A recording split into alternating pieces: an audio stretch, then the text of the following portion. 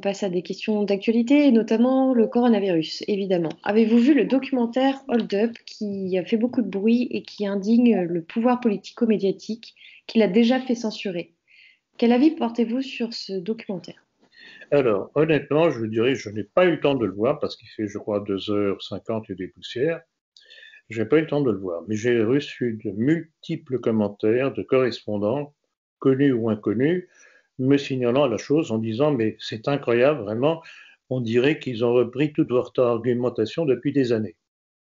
Donc, disons que c'est un petit peu, ce serait un résumé de beaucoup de choses que j'ai dénoncées depuis des années réellement.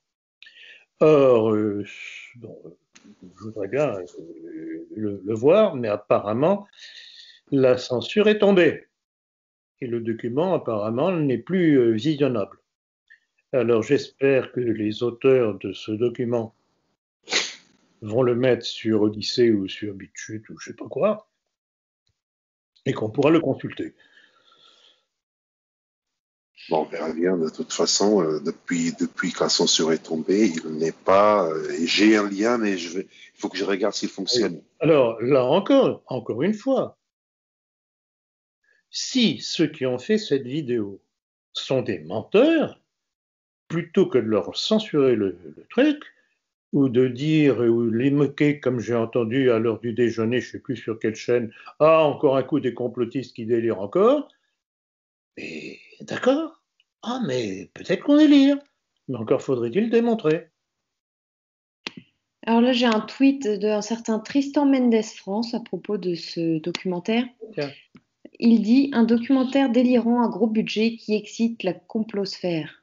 Il s'agit de Hold Up, un film de 2h45 qui tourne autour du fantasme de l'instrumentalisation du coronavirus par les élites mondialistes.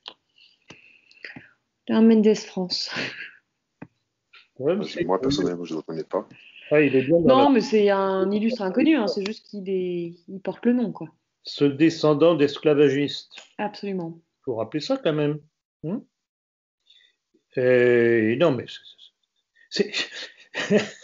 je ne voudrais pas faire de l'antisémitisme primaire, puisque justement, j'évite d'en faire. Enfin, on retombe tout de même, toujours, sur un certain nombre de représentants de cette communauté. Il y a un problème, et un problème, même s'il y a des juifs honnêtes, que en général, chaque fois que je trouve une déclaration de leur part, je mets en valeur. Il y a un problème. Notamment, alors, Il y a un problème. C'est du complotisme, ils disent par rapport au documentaire Hold Up. Alors, qu'est-ce qu'ils vont dire par rapport à ce que je vais dire là? C'est la prochaine question.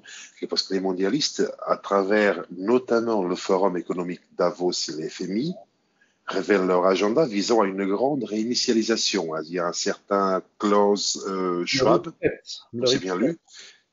Grand reset, oui, c'est ça. Oui, qui n'a pas hésité à déclarer que cette pandémie offrait une fenêtre rare et étroite pour réimaginer et réinitialiser notre monde. Donc, peut-être que lui aussi, c'est un complotiste. Selon vous, à quoi doit-on s'attendre? Bon, alors, premièrement, cette déclaration, c'est quasiment du copier-coller de la déclaration de Jacques Attali dans l'Express en 2009, que je ne cesse de citer parce que c'est fondamental à connaître, dans lequel il disait que si on voulait réussir à imposer la gouvernance mondiale, seule une pandémie mondiale arriverait à faire peur au peuple et donc à lui faire accepter la chose. Donc tout est là, c'est la gouvernance mondiale, c'est le nouvel ordre mondial. Or, le grand reset se traduit par nouvel ordre mondial. Tout est là. Nouveau gouvernement, un nouveau gouvernement. En plus de ça, il y a un élément auquel certains ne font pas attention, c'est que derrière cette formule de grand reset, c'est en fait mettre à plat la ruine mondiale des économies, en tout cas du monde occidental. Qui a déjà commencé. Vous savez très bien que... Tout ça pour aboutir à la suppression de l'argent liquide, par exemple. Oui. On évacue toutes les dettes. Vous savez très bien que le monde occidental, que ce soit outre-Atlantique ou de notre côté, ne fonctionne qu'à coup de planche à billets. Oui. Donc tout ça, ce sont des assignats. Déjà, la Révolution française s'était fait connaître par cela. L'étape d'après, ce sera la suppression de la propriété, puisque Et du coup, pour se rembourser, les banques vont exactement. Et tout ça, ce sont des se arguments servir. sous prétexte de. Et le but, c'est vraiment, comme disait Baruch Lévy dans sa lettre à Karl Marx, un jour, nous serons les maîtres de toutes les richesses de la terre. Ben voilà la démarche. Donc, vous voyez, tout s'enchaîne. Pourquoi croyez-vous que je m'amuse, enfin, façon de parler, ça ne m'amuse pas, mais c'est une nécessité pour arriver à faire la démonstration. Pourquoi croyez-vous qu'à chaque fois, concernant tel ou tel sujet, j'ai toujours une citation, c'est pas moi qui le dis, ce sont eux qui le disent. Revoyez notamment dans mon livre La maçonnerie cette citation de Baruch Lévy à Karl Marx. Et il y en a d'autres. Il y a aussi Crémieux qui a écrit quasiment la même chose, parce qu'ils passent leur temps, parce que c'est leur obsession, à dire la même chose.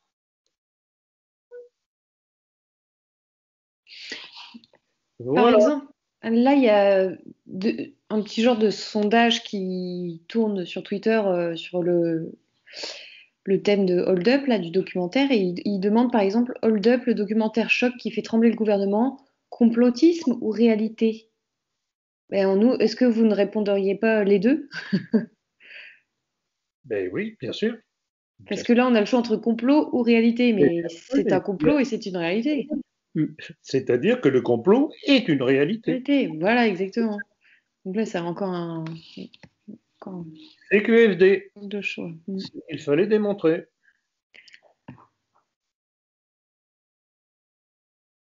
Pardon, question suivante. Qu'avez-vous retenu du dernier discours de Jean Castex relatif au confinement?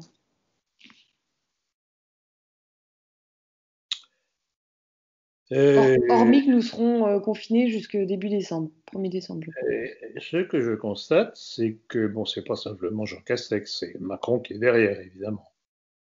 C'est que, en fait, il nous promène la carotte devant le nez. Allez, encore un mois. Puis les gens commencent à s'impatienter. Ah, encore 15 jours, ça ira mieux. Et dans le même temps, des commentateurs disent ah, mais vous savez, probablement, le pic de l'épidémie est encore devant nous. Donc il faudra encore prendre patience. C'est la démarche. Donc la carotte devant le nez. Avec le bâton, si vous ne faites pas ce qu'on vous dit, vous allez tous mourir. C'est ça la tactique. Et il faut vraiment toute la naïveté d'un peuple totalement décérébré par l'éducation républicaine pour ne pas comprendre ce qu'il y a de caché derrière. Et rappelez-vous un de mes éditoriaux assez récents de la politique, dans lequel le titre était de la terreur des attentats à la terreur sanitaire. Et je terminais à peu près par ces mots, l'un n'empêche pas l'autre.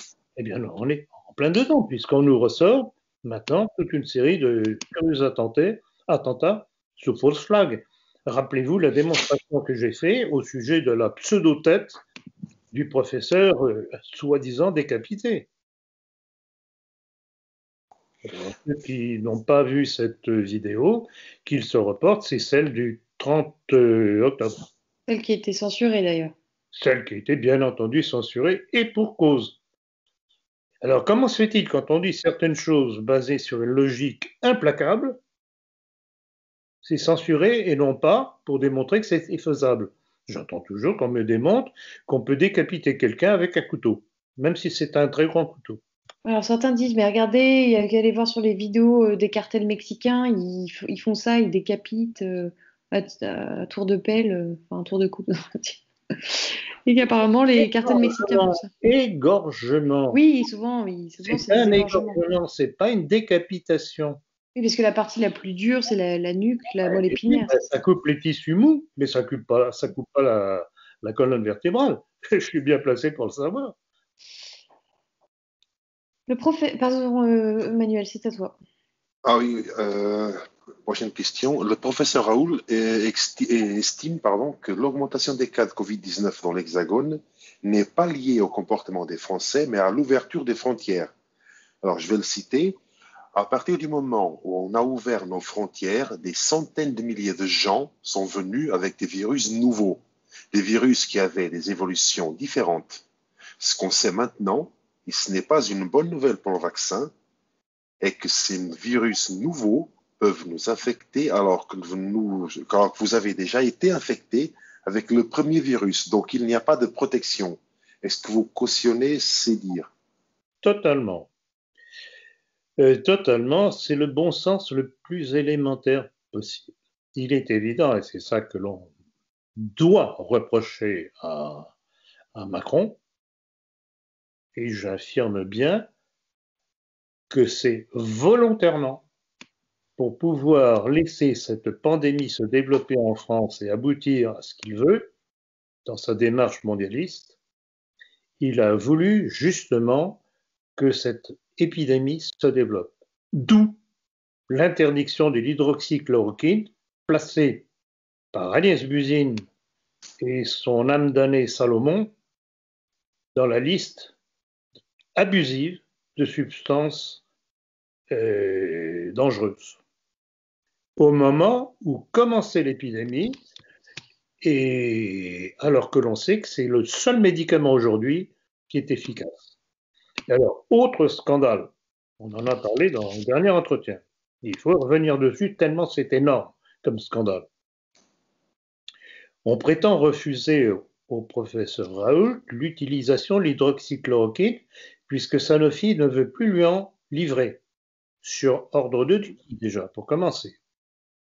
Et par contre, en remplacement, le gouvernement impose le Remdesivir, fabriqué par cette firme américano-israélienne Gilead. Et vous ne savez pas la dernière que j'ai apprise. Quel est le patron de Gilead? Dites-nous. Je vous écoute. Vous ne savez pas? Ah ben, Un non, nom à moi je sais pas. consonance méditerranéenne. Rumsfeld. Ah, Ah, on est de la plutôt famille dans les de ghettos là. Faucon juif et Pentagone qui a poussé avec les Wolfowitz et autres à donc, auteurs ou tout au moins complices du 11 septembre et qui ont poussé à la guerre contre l'Afghanistan et contre l'Irak sous prétexte de lutte contre le terrorisme. Rumsfeld. Pas joli ça? Voilà donc je savais pas. produit fabriqué par une firme américano-juive dirigée par un Rumsfeld qui est imposé par Macron alors que l'on sait pertinemment et même l'Organisation mondiale de la santé a mis en garde, ce médicament est dangereux parce qu'il produit, c'est toxique contre les rats. Et quand on touche aux reins, eh bien, ça se passe mal par la suite. Parce que des reins détruits, vous êtes détruit Ah avec. oui, c'est sûr. Donc voilà, par qui on est gouverné. Ce serait temps tout de même d'ouvrir un petit peu les yeux. Ah ben, On on est va en rebondir avec la prochaine question. Hein. La prochaine question, Diane, parce qu'on va rebondir sur une Pardon, chose aussi excusez-moi, intéressante. Oui, t'inquiète. je lisais un truc Oui, à côté en oui. parallèle. Pour revenir, excusez-moi, une dernière fois sur le Hold Up, là, le documentaire. Oui. Est-ce que c'est pas suspect que le documentaire, on en parle partout, et même dans les grands médias? Est-ce que quelque chose qui aurait vraiment été dérangeant pour le système, bah, on n'en Bah, aurait il pas faut fait une l'étouffer. fausse promotion, on l'aurait tout fait, tout simplement? Non. Oui, mais ils ont tout de même un espèce de réflexe de défense qui est peut-être pas très intelligent. Mais si réellement ce que l'on m'a dit du contenu est tel, euh, ils ont fait un pas de clair en parlant trop. D'accord. Mais là, je voudrais tout de même le visionner. Oui, De toute façon, mais bon, y compris des gens très proches de moi, amis, etc., qui m'ont dit, mais Philippe, c'est invraisemblable. C'est ce que tu dénonces depuis des années. Intéressant, oui. Parce qu'après, on pourrait se dire, c'est vrai que la meilleure stratégie aurait été de l'étouffer, de ne pas en parler, comme tu dis, Manuel. Bon. Oui. Non, mais il y a un aspect de bêtise chez eux qui est tout de même assez curieux, qui me surprend toujours. Parce que, à leur place, j'aurais fait, votre réflexion est tout à fait pertinente, Diane, j'aurais étendu l'édredon dessus. Alors, pour revenir sur la vaccination et le professeur Raoult, notamment, pour poursuivre, Aurélien Pradi, député La République En Marche, envisage la vaccination obligatoire. Un commentaire? Mais c'est ça le but. C'est ça le but. On panique les gens, on panique les populations avec l'épidémie qui n'est pas telle que l'on dit, puisque on sait que les chiffres sont trafiqués. Rappelez-vous cette déclaration d'un médecin juif que j'avais sorti dans le dernier entretien, dans lequel il se vantait de classer comme malade de coronavirus tout patient qui était quelque peu enrhumé ou qui avait un petit peu de fièvre. Un Ben Soussan, on avait mis l'extrait dans la vidéo censurée. Diane, exactement. Mais excusez-moi, même si les chiffres ne sont pas trafiqués, 35 000 morts depuis le début de l'année, on est loin d'une épidémie. Mais bien sûr que ce n'est pas une épidémie. Et puis, je regrette beaucoup. Combien de personnes mouraient les années précédentes de la grippe saisonnière? Ils étaient en comorbidité ou ils ont plus de 80 ans. Ceux qui sont malades de cancer, de ceci et cela. Donc, comme je disais, je ne sais plus dans quel entretien récent, je disais, il est interdit de mourir d'autre chose que du coronavirus. Et puis effectivement, comme le disait Raoult, si le virus va muter, on va nous vacciner pour une chose qui n'existe pas. Exactement, mais ce qu'ils veulent, c'est vacciner les gens avec un petit quelque chose ou des petits quelque chose dedans qui va nous modifier. Alors, soit la puce pour nous tracer, soit la jonction d'ADN qui va nous modifier. Donc, nous serons des êtres modifiés. Oui, mais on ne sera pas, c'est pas modifié dans le bon sens, ce sera plus pour nous détruire. Évidemment, ça tombe sous le sens. Oui, c'est le transhumanisme dont parle Laurent Alexandre. Pour rappeler encore une chose qu'avait découvert le professeur Montagnier, et d'ailleurs il n'a pas été le seul, c'est que justement dans l'analyse du virus, du coronavirus, il y a eu la jonction d'une protéine du virus du sida. Curieux, quand même. Donc il y a une volonté de nuire. Alors on me dira, ah oui, mais c'est la chauve-souris, à Wuhan, etc., etc. Je réponds, foutaise. Le pangolin. Foutaise, parce qu'il y a deux déclarations que j'ai déjà citées et qui valent tout de même leur pesant de signification. L'une répercutée par les sites israéliens disant que les États-Unis avaient prévenu Israël de l'arrivée d'une épidémie. Et j'avais commenté à l'époque, comment pouvais-tu l'annoncer s'il n'en était pas à l'origine? Et confirmation de mon hypothèse, le site américain Veterans Today, qui est un site sérieux, disait que le virus avait été fabriqué dans un laboratoire d'une université de Caroline du Nord à l'époque de George W. Bush comme préparation à la guerre bactériologique, à la guerre biologique. Donc vous voyez, vous mettez ces deux informations ensemble et vous avez l'origine de l'épidémie. Manuel, je te laisse poser la suite. La prochaine question. Lors d'un entretien accordé à Sputnik France, Laurent Berton... Ah non, oui, pardon, c'est Jean-Luc Mélenchon. Oui. Jean-Luc Mélenchon affirme qu'un conseil secret gouverne la France. Pouvez-vous revenir sur ces propos complotistes? Alors, j'avoue, bon, ça très bien les réserves que l'on a de Mélenchon. temps en temps, il dit des choses pas mal. On s'arrache les cheveux en se disant, si jamais il arrivait au pouvoir, ce serait calamiteux. Mais je dois dire que sa déclaration que j'ai entendue en entier est absolument remarquable. Tout est dit. Effectivement, c'est complotiste. Et c'est doublement complotiste. C'est une accusation en règle contre le pouvoir. Parce que en créant ce comité de défense, Macron et ses ministres se placent à l'abri du secret défense, donc inattaquable. Et c'est pour ça que je dis, quelles que soient mes préventions vis-à-vis de Mélenchon, je dois saluer le courage qu'il a eu de mettre les pieds dans le plat.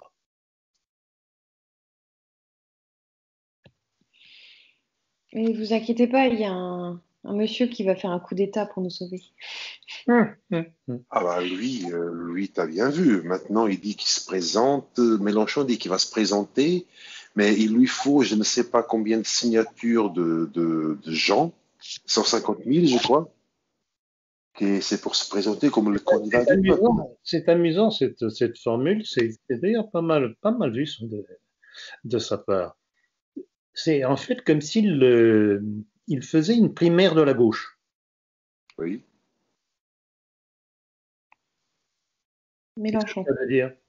C'est ça que ça veut dire. Parce que quand il demande ce nombre inhabituel de parrains pour se présenter, c'est pour couper l'herbe sous le pied à tous les autres candidats de gauche.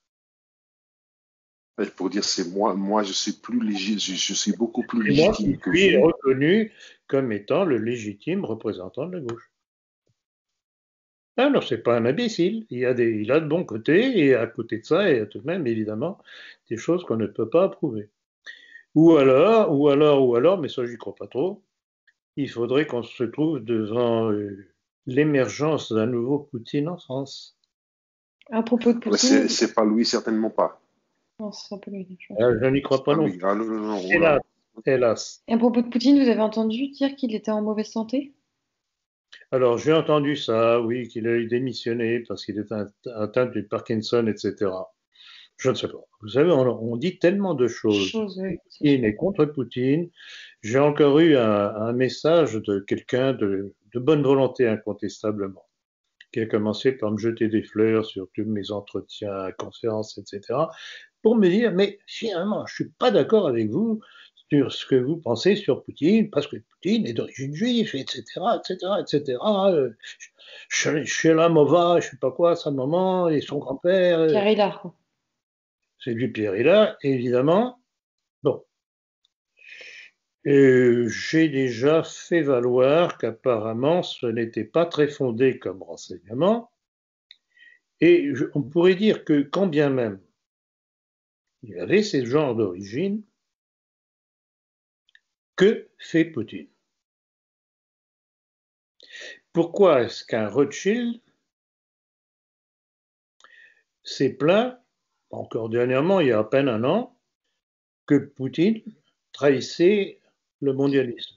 Ils doivent le savoir, eux. Ils doivent le savoir, eux. Comment je reviens encore sur cette déclaration de cette ministre israélienne promettant la mort à Poutine s'il n'obéissait pas à Israël. Curieux juif tout de même que serait ce Poutine, non? Effectivement. Il y a un problème là. Et c'est curieux, alors je ne comprends pas. Il y a des gens qui s'emballent, qui trouvent que quasiment tout ce que je dis est très bien, mais on touche à Poutine, alors là, oulala, je suis quasiment juif moi-même. Bon, je suis persuadée que vous avez su lui répondre. Lors d'un entretien accordé à Sputnik France, Laurent Oberton a affirmé que les Français désemparés et dépossédés d'à peu près tout doivent reprendre leur destin en main face à une société en proie au terrorisme, à l'insécurité et à la crise économique. Donc je cite Laurent Oberton. C'est d'abord un constat d'impuissance. J'ai écrit beaucoup de livres sur l'insécurité, sur l'immigration ou les médias, et systématiquement mes lecteurs en venaient à la question « Que faire ?» Fin de citation. Vous, que feriez-vous si vous étiez au pouvoir face à ce genre d'événement? Je crois que je lui ai déjà répondu lors du dernier entretien ou un entretien précédent, je ne me rappelle plus, que j'ai dit. J'ai répondu qu'au lieu de laisser les portes grandes ouvertes comme l'ont fait Sarkozy, Hollande et Macron, et ça continue, parce que ça correspond au plan mondialiste de submersion des nations par cette immigration qui n'est pas assimilable, tout au moins dans cette quantité-là. Donc je commencerai par fermer les frontières et à remballer tous ceux qui sont en position illégale, tous ceux qui sont coupables de crimes. Alors on me dira, ah oui, mais si les pays d'origine ne les acceptent pas, je m'en fiche. On les met à la frontière, ils iront où ils voudront. Et s'ils n'acceptent pas, qu'ils veulent rentrer, on tire dessus. Il faut savoir ce que l'on veut. Comment croyez-vous que Poutine a réglé le problème de Tchétchénie, de l'insurrection islamique en Tchétchénie? Rappelez-vous quand il disait « j'irai les chercher jusque dans les chiottes ». Ce n'était pas très élégant, mais en tout cas, il a été efficace. Si on veut défendre son pays, on se bat.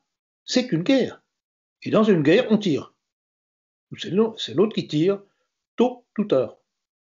Donc ça, c'est un deuxième élément de réponse. Et puis, revenir au droit du sang, supprimer le droit du sol qui a été imposé par le Grand Orient de France. Tout cela, vous le trouvez dans mon livre « La maçonnerie ». Donc, quand on veut, on peut. C'est ce que le pouvoir actuel ne veut pas, puisque ce serait contraire au plan mondialiste, messianique. J'insiste bien sur le terme messianique. Vous savez ce que je veux dire. Donc voilà. Il y a moyen, il faut le vouloir. Alors, on passe alors à la prochaine question. Au micro de France Bleu Occitanie, l'archevêque de Toulouse, Monseigneur Robert Légal, a affirmé, je cite, « La liberté d'expression a des limites, comme toutes les libertés humaines ». Est-ce que vous cautionnez ces dires? A priori, je suis d'accord avec lui. Je pense qu'il fait allusion à cette aura dont on a parlé, ce professeur qui s'est fait soi-disant décapiter, oui, pour avoir fait un cours présentant des reproductions de Mahomet dans des positions quelque peu blasphématoires et scabreuses. Si on veut faire un cours sur la liberté d'expression, on n'est pas obligé de faire ça. Et rappelez-vous ce que je disais dans le dernier entretien, on trouve ça, enfin, le pouvoir politico-médiatique trouve ça tout à fait normal, louable, puisque même on a une déclaration de Macron disant qu'il était pour le blasphème. Ah bon? Et si on faisait des dessins ou des reconstitutions cinématographiques de certains symboles du judaïsme, que dirait Macron et que dirait le monde politico-médiatique? Oui, si on veut faire un cours sur la liberté d'expression, on peut parler de la loi Fabius-Guessot, par exemple. Bien entendu.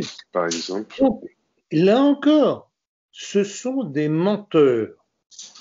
Des menteurs qui ont un petit peu tendance à oublier ce qu'ils font eux-mêmes. Donc, si c'est dans ce sens-là, je suis tout à fait d'accord avec la déclaration de cet évêque.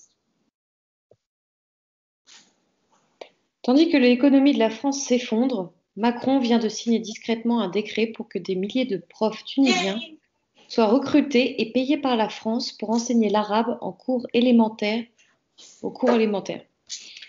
Que vous évoque cette information. C'est la confirmation, justement, de cette volonté de submersion de la France par l'immigration, dont il laisse les portes de plus en plus ouvertes, s'il nous fait payer. Parce qu'il nous fait payer, c'est nous qui payons ça. L'arrivée de ces professeurs et leur traitement, puisqu'ils vont rester en France, c'est bien une volonté de submersion qu'a le pouvoir macronien. Mais c'est cette envie, pourquoi est-ce que d'un coup, on imposerait les cours d'arabe à l'école? C'est une chose que j'essaie de comprendre depuis longtemps et je n'arrive pas. Transformer la France chrétienne en une France musulmane, etc. Ça fait longtemps parce que la belle Kassem, elle avait Bien déjà sûr, pondu une bombe comme ça. mais bien sûr, il n'y a rien de nouveau. Tout ça fait partie d'un plan étudié depuis longtemps et mis progressivement en marche.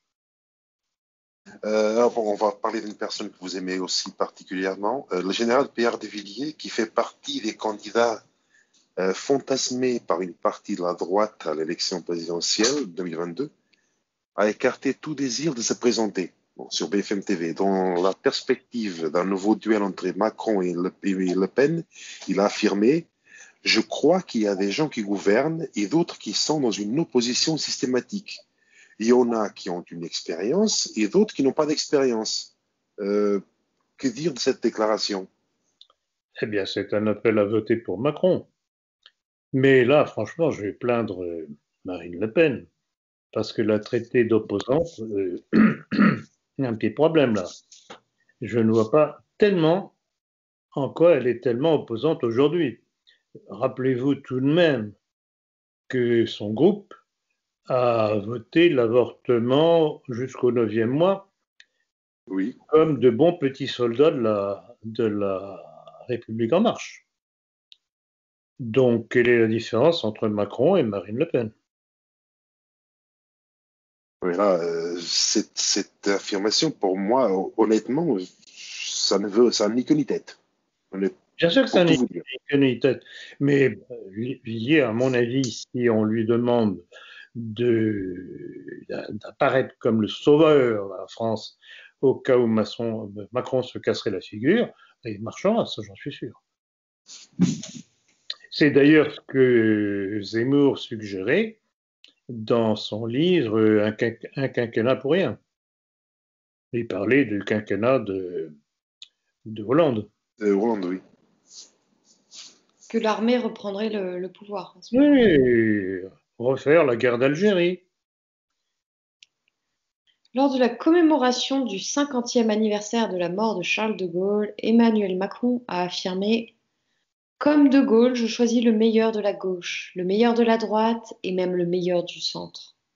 Quel est votre sentiment face à une telle affirmation? Ah, ça m'a intrigué, Diane, parce que j'aimerais bien qu'il les cite, ces valeurs. Et bon, alors, cessons de plaisanter. De Gaulle. Qui était De Gaulle? On pourrait conseiller aux auditeurs, s'ils veulent savoir qui était de Gaulle, d'acheter votre livre déjà. Oui, oui, Ce déjà. serait peut-être un bon résumé. Merci, Diane, merci, Manuel.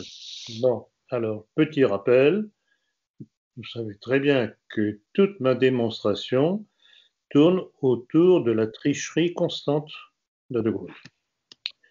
Il a commencé par tricher en se présentant comme d'origine noble, ce qui est absolument faux. Le 2, écrit avec un petit 2, ne correspond strictement à rien. C'est un nom flamand et ça s'écrit de comme de Gégère, etc. et d'autres noms flamands bien connus.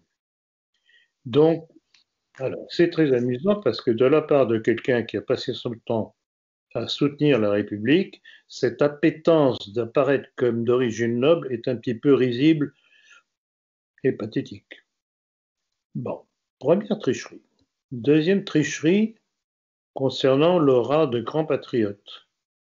Comment se fait-il que ce jeune officier capitaine à l'époque, en 1916, finalement envoyé au front, alors qu'il avait passé son temps dans les états-majors bien à l'abri, mais du fait de l'hécatombe de cadres de l'armée française, arrivant sur le front, prenant la relève de son collègue capitaine comme lui, qui avait résisté jusqu'alors, dès le lendemain, De Gaulle fait lever le drapeau blanc. Et on a des témoignages de militaires et français et allemands qui ont été les témoins de la chose, que je cite d'ailleurs dans mon livre sur De Gaulle. Et puis, son comportement toujours hanté par sa vanité, s'appropriant un document d'état-major pour le publier sous son seul nom, d'où l'engueulade que lui a passé le général Pétain, puisqu'il n'était que général à ce moment-là, et la haine qui en a découlé de Gaulle envers Pétain. Et puis on arrive tout doucement à la Deuxième Guerre mondiale, où De Gaulle, n'ayant pas eu le poste de tout au moins reconduit comme sous-secrétaire à la Défense qu'il attendait, ou mieux encore, un poste de ministre, il le dit lui-même, eh bien, décide de partir en Angleterre, et je vous rappellerai que c'est George Mandel, alias Rothschild, qui lui a fait miroiter, flattant sa vanité, que nul autre que lui, militaire, pourrait représenter les intérêts de la France. Je ne parle pas de la même France. Et c'est comme ça que De Gaulle est parti en Angleterre se mettre aux ordres de Churchill avec toute sa bande de juifs et de francs-maçons qui l'ont rejoint. Et c'est pour ça que je dis, notamment dans mon livre, que ce que nous vivons aujourd'hui, c'est le résultat de sa politique, puisque c'est lui qui nous a ramené toute cette pègre de Londres, toute cette pègre qui avait appelé au meurtre et qui avait exécuté les meurtres de cadres de la Révolution nationale du maréchal Pétain. C'est donc un criminel. Criminel qui s'est allié aux tueurs des communistes, et c'est pour ça qu'on peut parler d'une révolution gaulo-communiste. Et puis, on arrive à l'Algérie française, face à son parjure, et son ricanement dans un de ses livres, dans lequel il dit carrément je l'étais bien possédé. Il dit à peu près si de but en blanc je leur avais annoncé ce que je voulais faire, ça aurait été la révolution, j'aurais été renversé. Donc il dit j'ai manœuvré, et c'est comme ça qu'il a couillonné l'armée française et les Français d'Algérie et les Français de métropole, puisque, rappelez-vous ce que j'ai dit tout à l'heure au début de cet entretien, même un journal comme Rivarol, les Le Pen, les Tixier-Villecourt ont pu voter pour lui en 1958. Voilà ce dont on accuse non seulement De Gaulle, mais aussi ces crétins de nos milieux. Et puis, on en arrive à la révolution de mai 68. Révolution gaucho-juive, avec ses principaux éléments tous juifs, issus de l'enseignement d'un certain Herbert Marcuse, entre autres, de même origine. Et que fait De Gaulle? Est-ce qu'il a résisté? Est-ce qu'il a essayé de dompter cette révolution qui a mis à mal la France? Ben non. Il s'est enfui à Baden-Baden, se mettre sous la protection du général Massu, et il a laissé Georges Pompidou, son premier ministre, se débrouiller. D'ailleurs, je peux dire que Pompidou, fin manœuvrier, s'est pas mal débrouillé. Donc voilà, c'est un homme qui, à chaque fois, a passé son temps à fuir. Il y a une certaine ironie et moralité de le voir se faire déchoir par les mêmes qui l'ont mis au pouvoir, en quelque sorte. Attendez, je ne veux pas très bien... Par mai 68, c'est quand même une révolution culturelle juive. Oui, tout à fait. Tout à fait, c'est curieux, effectivement. Mais bon, c'était une fermentation tout ça, ça vient des États-Unis, encore une fois. Et j'en parle justement dans mon livre sur De Gaulle. J'explique comment toute cette... il y a un chapitre spécial sur mai 68, les tenants et aboutissants, les prémices. Et c'était une fermentation juive qui a commencé aux États-Unis et qui a passé l'Atlantique et qui est arrivée d'abord en Allemagne et ensuite en France.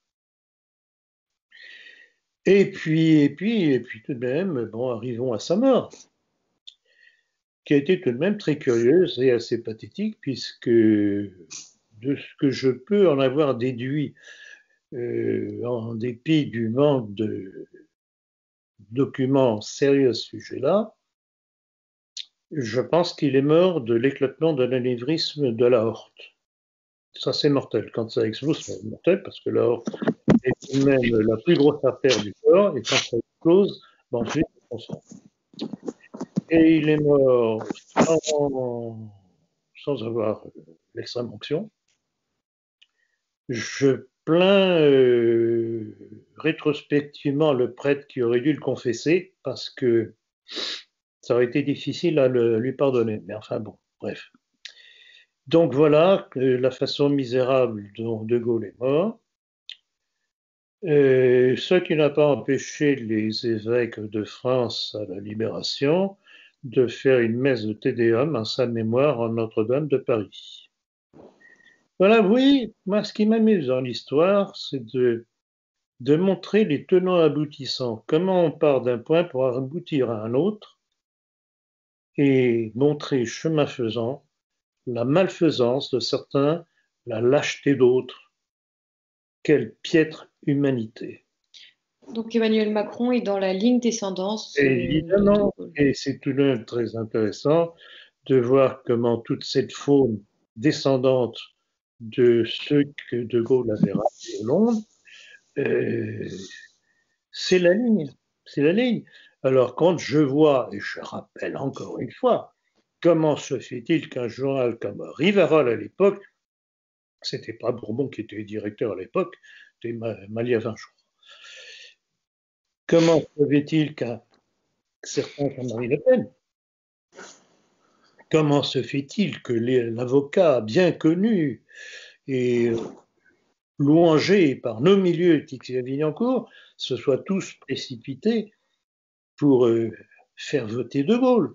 Et je me rappellerai qu'à l'époque, quand mon père et Henri Courston, son ami, étaient les seuls à dire attention, vous ne vous rendez pas compte, vous avez la mémoire courte, vous ne vous rendez pas compte de qui vous allez amener au pouvoir. Il se faisait insulter dans les colonnes de Rivarol. Alors, il ne faut pas me raconter des histoires. Hein. J'en sais beaucoup. Je suis patient, mais un poco ma non troppo.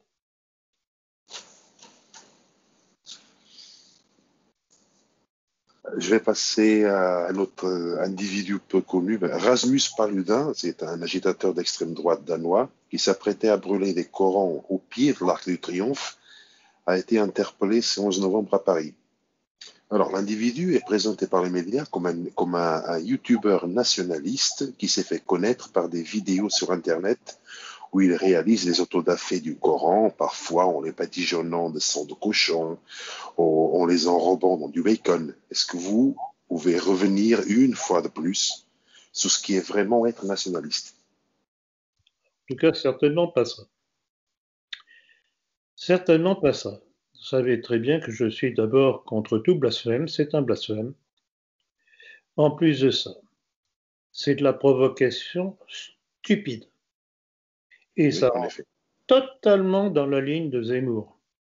Totalement. Zemmour-Golnadel. Et c'est même fatigant de devoir se répéter constamment. Leur attitude découle d'une chose, mais chose qu'ils ne dénoncent pas de la part de leur propre intelligentsia, qui est la cause première de l'afflux de cette immigration musulmane qui aujourd'hui leur fait peur.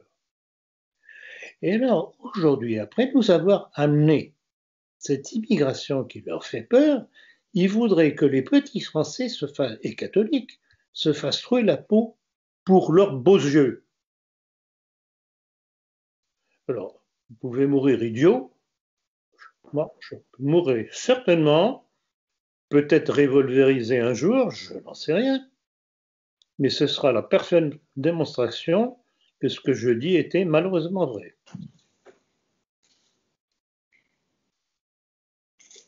Donc, mais pour vous, quel est être nationaliste pour vous exactement? Qu'est-ce que c'est? Bon, vous l'avez déjà répété à de multiples reprises dans des entretiens, Dans mon dans livre, des,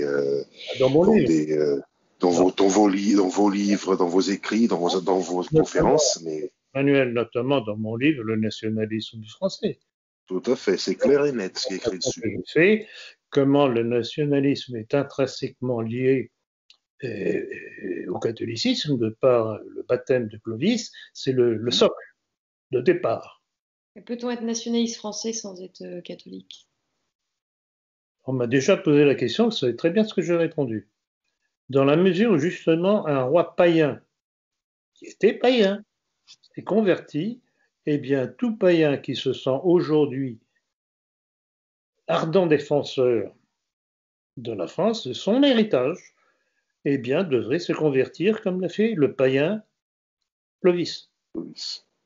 Et trouvez-vous que la conversion d'un Français à l'islam soit une trahison? Je la pose maintenant, c'était la question suivante. C'est une question piège. C'est un auditeur qui vous envoie ça. Oui, je sais. C'est une question piège incontestablement qui vise à me mettre en porte-à-faux par rapport à cette frange de musulmans qui est compatible avec nous dans la dénonciation du complot mondialiste, messianique. Alors, je répondrai par l'affirmation. Quand on appartient à une religion, passer à une autre religion, même si on est dégoûté de la sienne, comme on peut le comprendre de la part de certains catholiques d'aujourd'hui, devant l'évolution de l'Église, et notamment devant le comportement inadmissible d'un certain François, je comprends leur indignation, mais je ne peux pas approuver leur conversion. Où on croit au message du Christ, et il est indépendant de l'évolution de son Église, et Dieu sait si l'Église en a vu de toutes les couleurs. Comme vous le savez, je dis régulièrement que la vie de l'Église n'a pas été un long fleuve tranquille.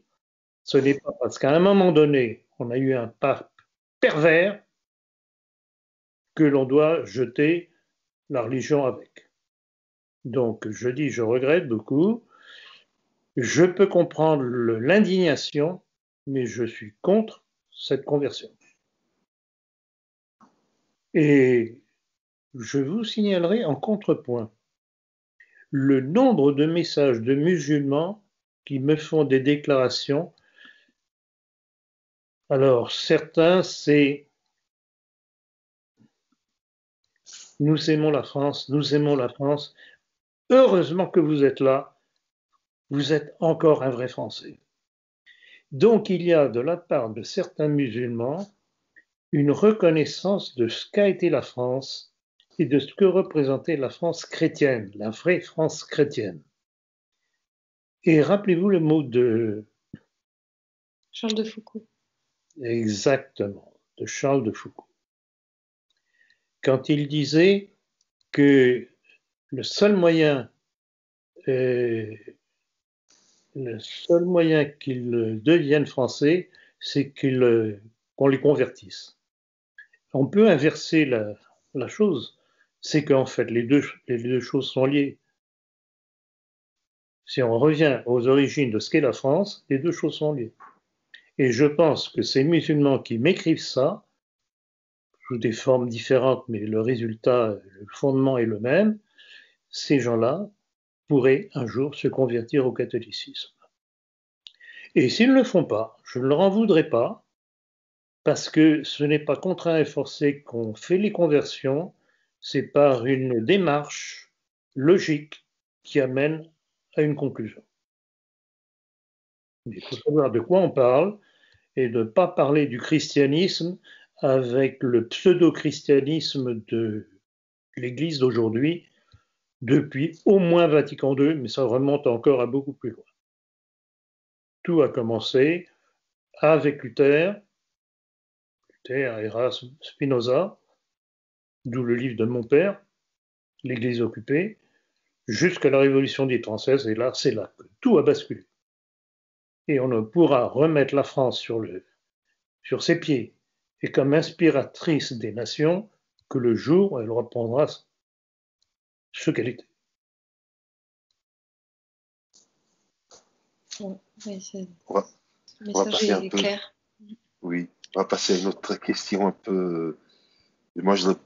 Pour moi, elle est un peu rigolote. Au cours d'un discours télévisé, le président turc Erdogan s'en est pris à Macron à propos de son attitude envers les musulmans de France. Alors, je vais le citer.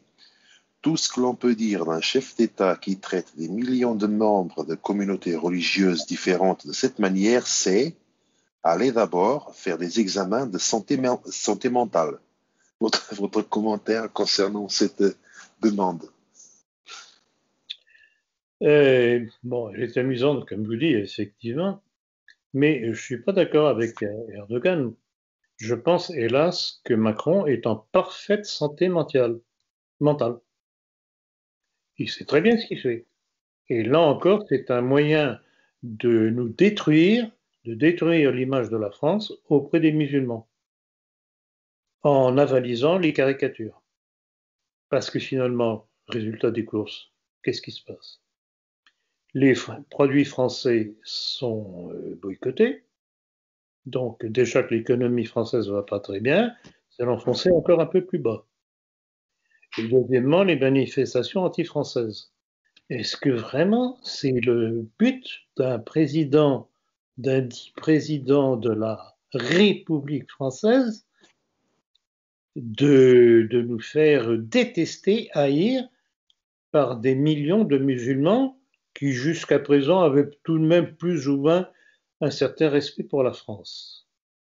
Donc, non, Monsieur Erdogan, Macron n'est pas idiot, n'est pas fou, c'est un tordu. C'est un haineux de ce qu'est la France. Et tout ce qu'il fait détruit la France pan par pan. Regardez toute son action depuis qu'il est apparu. Il a poursuivi très bien ce qu'avait déjà entrepris Sarkozy, poursuivi par Hollande. Et rappelez-vous le mot révélateur de Sarkozy à l'élection de Macron, quand il disait Macron, c'est moi en mieux. Tout est là. C'est la démarche de cette juiverie mondialiste messianique pour détruire les nations, dont la nôtre. Le ministre de l'Intérieur Gérald Darmanin a provoqué une polémique en pointant certains rayons alimentaires dans les supermarchés comme partiellement responsables du repli communautaire. Ça m'a toujours choqué de rentrer dans un hypermarché et de voir qu'il y avait un rayon de telle cuisine communautaire et de tel autre à côté. C'est comme ça que ça commence le communautarisme. Voici sa phrase. Que pensez-vous de cette préoccupation du ministre? C'est un bel hypocrite. Qui est au pouvoir? Qui est au pouvoir? Oui, c'est Et tout ça va bien. Pourquoi laissent-ils faire? Ils savent bien interdire ce qui les dérange. Pourquoi laissent-ils faire? Alors, pourquoi a-t-il fait cette déclaration? C'est ça le deuxième volet de votre question, Diane. Oui. Pourquoi a-t-il fait ça? C'est qu'il se rend très bien compte que les Français en ont par-dessus la tête de l'immigration et qu'il faut faire des petits clins d'œil comme ça pour dire, c'est comme la déclaration. Pourquoi croyez-vous que Macron est allé à la frontière espagnole pour faire une déclaration comme quoi il faut confiner les, les frontières pour éviter que l'immigration continue à rentrer? Ah bon? Mais elle continue à rentrer, officiellement. Qui délivre les autorisations de séjour en France? Qui autorise dans les consulats de France à l'étranger, dans les pays arabes ou d'Afrique noire, les titres pour venir en France? Les consulats de France. Qui a la main sur les consulats de France? Le pouvoir macronien. Alors que M. Darmanin ne se moque pas du monde, quand même.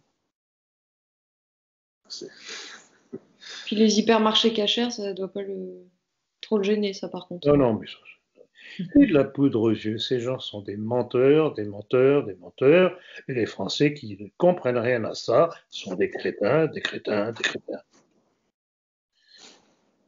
On va continuer avec nos hommes politiques qui sont très doués pour des déclarations assez déplacées, on va dire. Cette fois, c'est Monsieur Nicolas Perruchot, le président du département de Loir-et-Cher, qui s'est livré lors d'une réunion à une série de remarques témoignant un suprême dédain pour la majorité de ses concitoyens. Alors, je vais le citer. Nous, on est très privilégiés. On a énormément d'informations qui sont plutôt vérifiées. Mais la plupart des gens, et n'oubliez jamais quand vous allez refaire campagne, la plupart des gens, pardonnez-moi, sont cons. Une très grande majorité, au moins 80%, pas 30%. sachez-le, ils sont d'un niveau éducatif très moyen et de plus en plus moyen. Et malheureusement, ils sont bêtes. Donc, qu'est-ce que vous répondez à ces affirmations? Il aurait mieux fait de se taire parce que la réponse est évidente. Si les Français sont bêtes, sont cons, comme ils disent tellement et légalement, est-ce que ce n'est pas le résultat de l'école de la République? En tout cas, ils sont assez cons pour élire des types comme Les lui. gens comme... Mais Ah bah c'est sûr. mais Pas que. la République, c'est fait pour ça, voyons. Donc il aurait mieux fait de se taire, parce que la réponse est évidente. Une délégation de 15 parlementaires français est arrivée le 24 octobre à Erevan et compte aller dans la République autoproclamée du Haut-Karabakh, a annoncé le magazine Nouvelles d'Arménie. Selon l'édition, les élus, qui représentent plusieurs partis français, ont l'intention d'étudier la situation sur place. Que dire du déplacement de ces élus? Alors, bon, je dirais que c'est un non-événement parce que là encore, c'est paraître, montrer que la France existe à l'étranger, etc., etc. Alors, revenons un petit peu au problème du Karabakh. Et je crois que j'en ai parlé, en tout cas dans la politique, peut-être dans le dernier entretien, je ne me rappelle plus. Je vais y revenir. Ce conflit est surprenant par les intervenants. Alors, intervenants d'un côté, l'Arménie, catholique, chrétienne en tout cas, et de l'autre, l'Azerbaïdjan, musulman. Alors, première chose qui étonne, c'est que Vladimir Poutine, qui défend l'orthodoxie, donc très proche tout de même du christianisme, puisque ça en fait partie, n'a pas soutenu l'Arménie, n'a pas soutenu non plus l'Azerbaïdjan, mais a forcé les deux à faire la paix. Alors, quel est le problème du Karabakh? Karabakh est une province qui appartenait à l'Azerbaïdjan, qui progressivement est devenue à majorité arménienne. Alors évidemment, on pourrait dire qu'il faudrait un référendum pour que les gens décident de quel côté ils veulent, à quel côté ils veulent appartenir. Bon. On en est là. Poutine a imposé la paix aux deux belligérants. Alors, quels étaient les appuis des belligérants? Côté Azerbaïdjan, Israël et la Turquie qui ont approvisionné l'Azerbaïdjan en munitions supérieures visiblement à celles de l'Arménie. Question. Pourquoi est-ce que Poutine n'a pas soutenu, comme ça semblait logique et élémentaire, l'Arménie? Pour une raison très simple.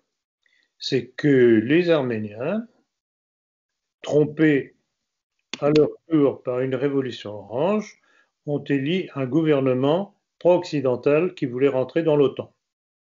Vous imaginez que Vladimir Poutine n'allait pas admettre ça facilement. Donc voilà pourquoi il n'a pas soutenu l'Arménie. Et le résultat des courses de tout ça, c'est que le seul gagnant dans l'affaire, c'est la Russie, puisque les troupes russes sont sur place pour contrôler la paix.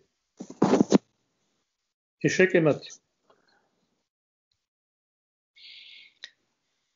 Dernière question. Alors peut-être je pourrais conclure, oui, puisque oui. c'est de votre question. Cette mission française, c'est du n'importe quoi, ça ne sert à rien. Le maître du jeu, c'est Poutine. Qui a, comme d'habitude, bien géré l'affaire. Et voilà. C'est un joueur d'échecs.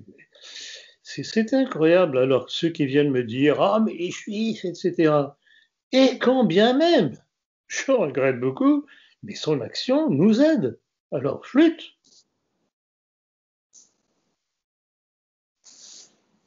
Manuel. Alors, Diane, une dernière question. Tu disais, oui, alors je peux te dire, quand j'ai trouvé ça, ça m'a surpris.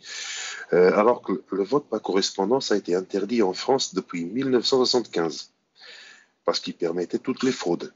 Et par contre, il y a une proposition de loi pour le rétablir qui a été votée au Sénat récemment. votre commentaire concernant cet hypothétique retour du vote par correspondance. Alors, évidemment, là encore, on a joué sur le danger de l'épidémie. Ça m'étonne tout de même et ça me déçoit que le Sénat ait voté cette loi parce qu'elle est tout de même dominée par les Républicains, avec à cette tête Bruno Retailleau qui tient tout de même pas trop mal la route, notamment sur les sujets de bioéthique. Oui. Mais je vous dis, à mon avis, ils ont voté parce que c'est le chantage à l'aspect sanitaire. Si on ne vote pas ce retour au vote par correspondance, alors là, on oblige les gens à aller voter sur place, donc le risque de contamination. Vous savez, le pouvoir est d'un machiavélisme invraisemblable. Donc voilà comment on manipule les gens, voilà comment les députés à majorité républicaine du Sénat ont été, bon gré mal gré, forcés de voter cet amendement par peur d'être accusés de éventuellement laisser les Français se contaminer en allant voter. Or, le vote par correspondant, comme le vote par Internet, permet toutes les manipulations du ministère de l'Intérieur. Et on en a une preuve avec les États-Unis actuellement, voilà. puisque visiblement, il y a des fraudes avérées.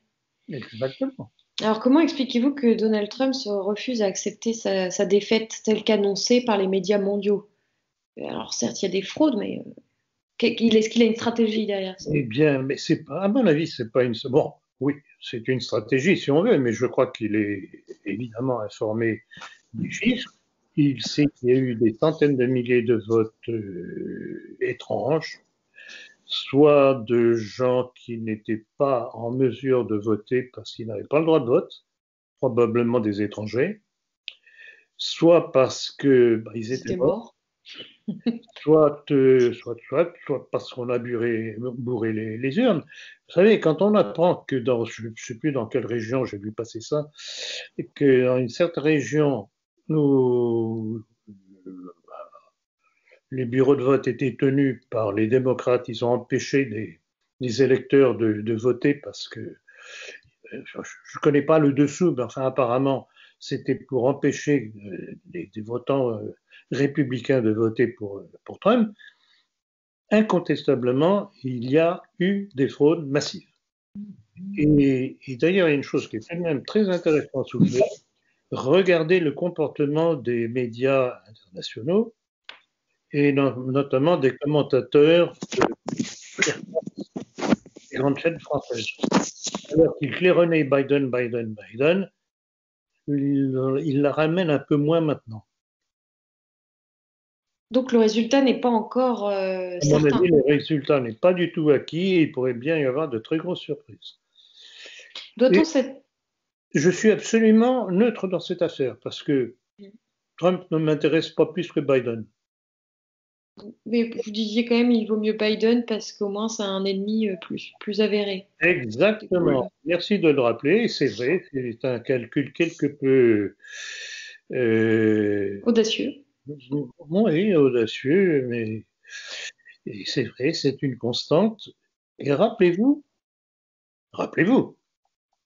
comment on m'a reproché d'avoir fait voter Hollande contre Sarkozy. Oui, oui.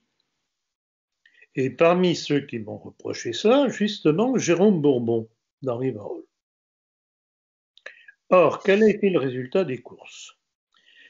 Alors que les milieux de droite catholiques, etc., se laissaient manipuler par Sarkozy sans voir où il les menait, il a fallu que le socialiste Hollande apparaisse pour que dès lors, les petites gens de droite, catho, etc., se disent « Ah mais c'est un socialiste qui est là, il est plus des nôtres celui-là ». Et c'est comme ça qu'on a eu les possibilités de ces manifestations monstres contre le mariage pour tous. qui n'aurait jamais vu le jour si Sarkozy avait été élu. Et voilà pourquoi je dis qu'il vaut mieux un adversaire avéré qu'un faux ami. En fait, il vaut mieux mettre les grenouilles dans l'eau chaude parce que comme ça, elles sautent. Ben exactement. Ah, mais parfait, Diane. C'est exactement la même illustration. En faisant voter Hollande, je plongeais les Français dans la marmite d'eau bouillante. Alors, ils sautaient, effrayés, alors qu'avec Sarkozy, ils étaient mis dans la casserole d'eau froide, et petit Sarkozy augmentait l'eau progressivement jusqu'au moment où le bon petit Français, bien cateau, bien tradit, s'endormait et crevait. Doit-on s'attendre à une guerre civile aux États-Unis? C'est une possibilité. C'est une possibilité. Vu l'état des choses actuellement. C'est une possibilité. Alors, moi, ce qui m'embarrasse toujours dans cette histoire des États-Unis, ça concerne Trump, et rappelez-vous ce que j'ai dit dès le début. Quand vous me posiez la question, c'était à peu près à mi-parcours de la campagne électorale dont il allait sortir vainqueur. Vous m'aviez posé la question, je ne sais pas lequel d'entre vous, que pensez-vous de Trump? Et je vous avais répondu textuellement à peu près, c'est pas Trump qui m'intéresse, c'est la réaction qui le porte. Et cette réaction est toujours là. C'est celle-là qui m'intéresse. Le problème, c'est qu'elle est mal incarnée. Tout est là.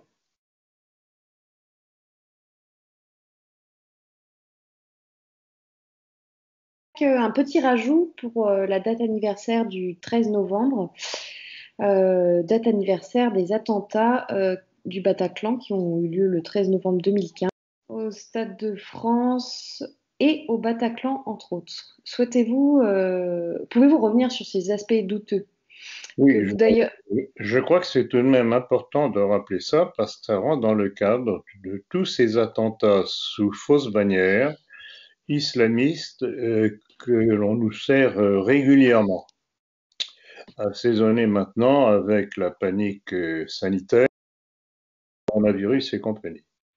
Alors, pour la journée du 13, ou la soirée du 13 novembre 2015, il y a tout de même des aspects assez curieux. Bon, Stade de France, on peut se demander pourquoi ça a tiré à l'extérieur. Il y a eu des Français qui ont été tués à cause de ça. Alors que, en principe, celui qui aurait dû être visé par cet attentat dit islamiste aurait dû être François Hollande, qui était dans le stade. Donc, un kamikaze aurait très bien pu l'avoir. Bon, glissons. Mais le plus important, c'est ce qui s'est passé au Bataclan. Et c'est ça, pour cela, qu'il me semble utile de revenir. Parce que ça éclaire tout de même de curieuses méthodes du pouvoir. Alors, les terroristes, entre guillemets, interviennent, rentrent dans le Bataclan et se mettent à tirer sur les spectateurs. Les spectateurs.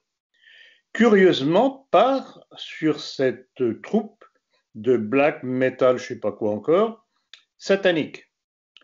Or, comme on nous présente les assaillants comme des islamistes purs et durs, anti-satanisme, etc., on se demande bien pourquoi ça n'a pas été les premiers la cible.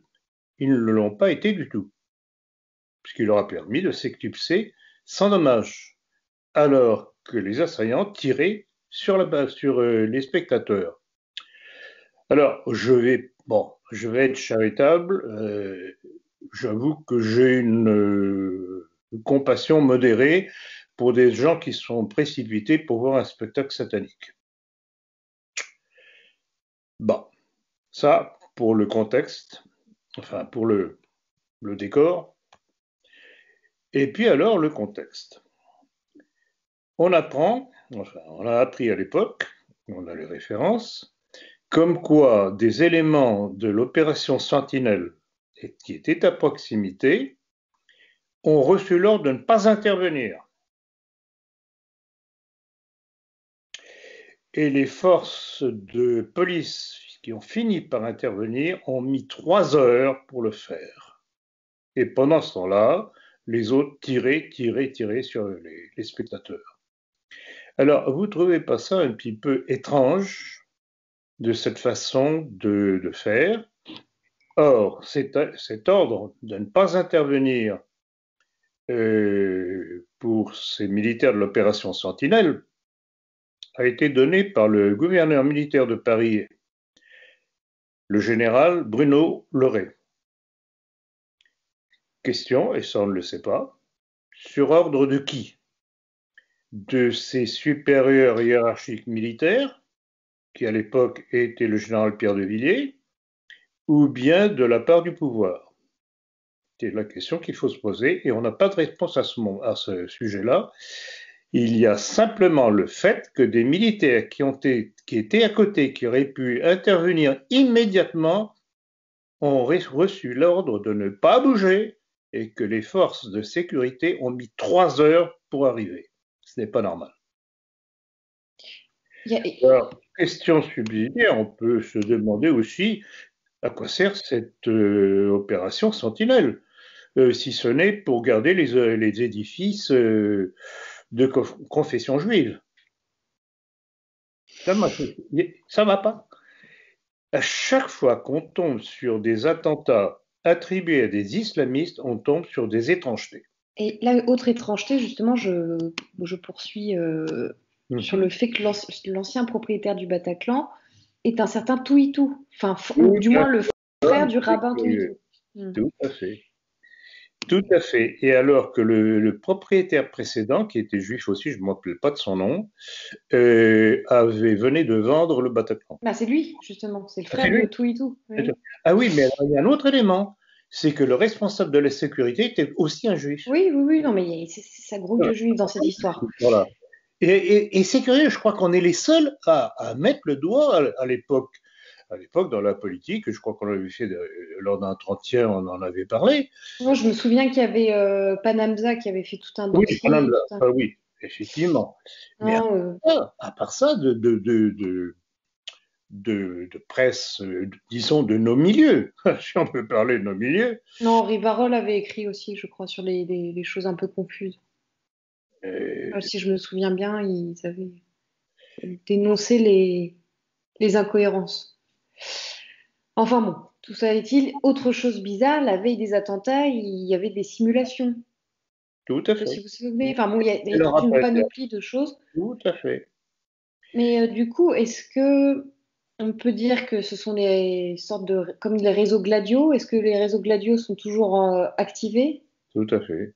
Excellent, Diane. Excellent, tout à fait. C'est la question qu'on doit se poser. Et d'ailleurs, dans mon prochain livre, je reviens là-dessus, justement, longuement sur l'affaire Gladio et sur ce qui apparaît comme la poursuite aujourd'hui des opérations Gladio, c'est-à-dire des attentats faits sous fausse bannière. À l'époque, c'était les communistes qui étaient visés. Donc, on agitait les populations occidentales avec le danger communiste, alors que c'était une opération montée par les États-Unis au travers du SHAPE à Bruxelles, qui activait des milieux d'extrême droite. Décidément, ça devient une habitude. Pour faire ces attentats. Une autre opération trouble aussi, et toujours dans les réseaux liés plus ou moins à Gladio, c'était l'opération Northwoods. Et lorsqu'on, je sais pas si ça vous parle, juste je peux vous lire le petit texte sur Wikipédia. Mais bien sûr, bien. L'opération Northwoods est un projet d'opération militaire clandestine sous fausse bannière destiné à manipuler l'opinion publique. Il s'agissait de blesser ou de tuer des citoyens américains pour ensuite accuser les Cubains et envahir leur pays.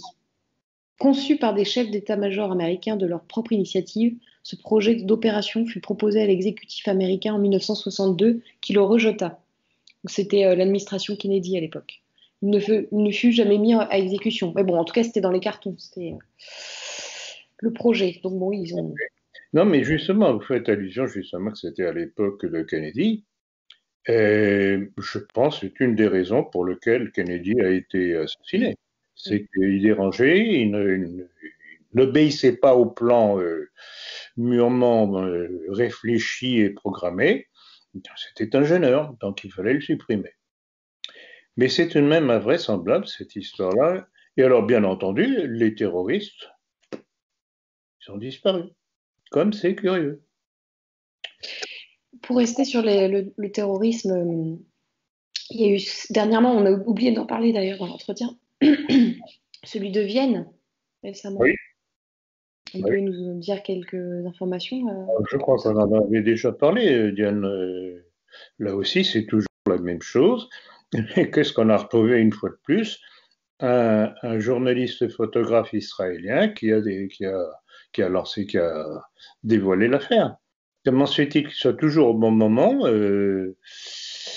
Non, puis il y avait cette information aussi comme quoi on accusait que c'était envers les Juifs, alors que la grande synagogue ce soir-là était fermée. Mais bien entendu. Alors là encore, on se dit, c'est comme pour le 11 septembre 2001. Comment se fait-il que la synagogue était fermée alors qu'il n'y avait aucune raison qu'elle soit fermée, à moins qu'il n'ait été prévenu?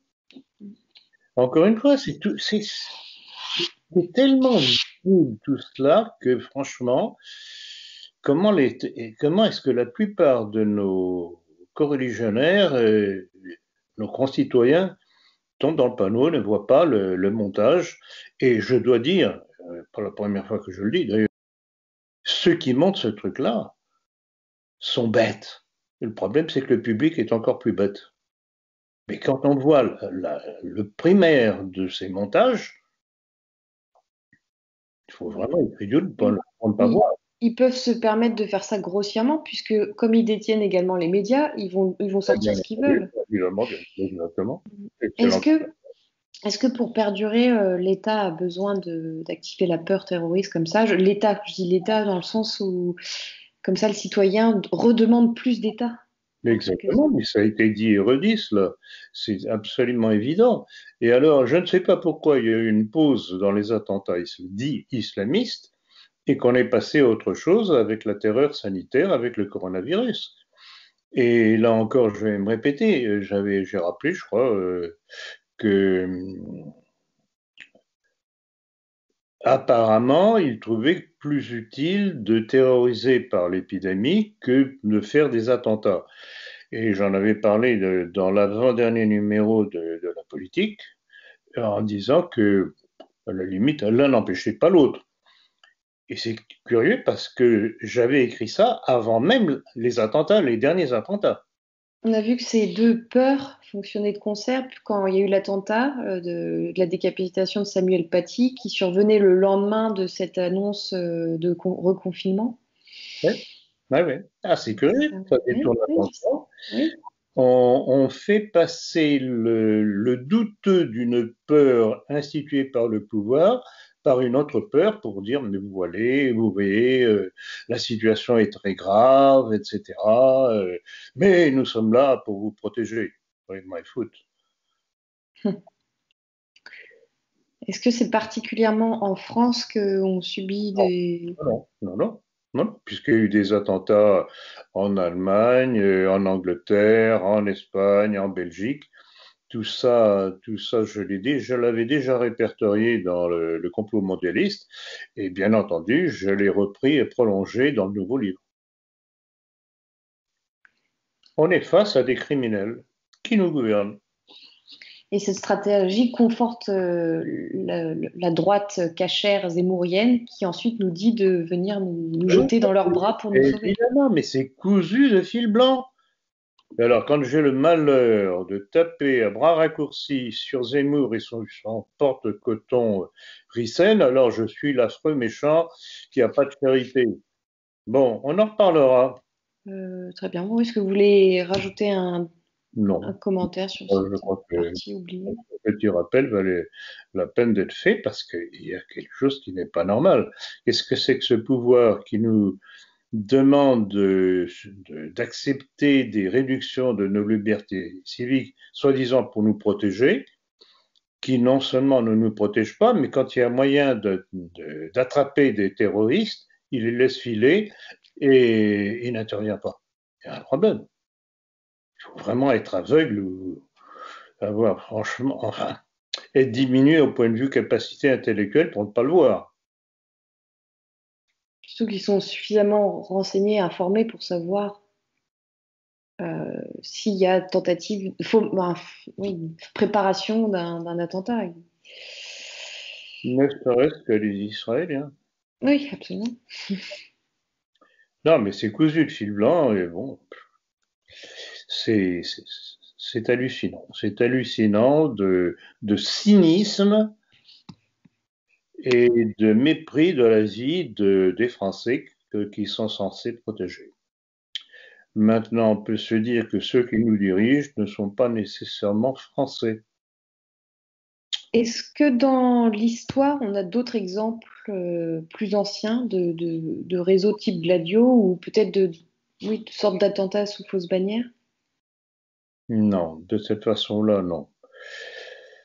Il y a eu des assassinats à toutes les époques envers des gens qui dérangeaient à tort ou à raison. Bon, les assassinats connus de Henri IV par Availlac, monté par un prêtre catholique qui voyait d'un très mauvais œil Henri IV protestant monté sur le trône de France, ce qui était une énorme erreur d'appréciation, parce que c'était un très bon roi.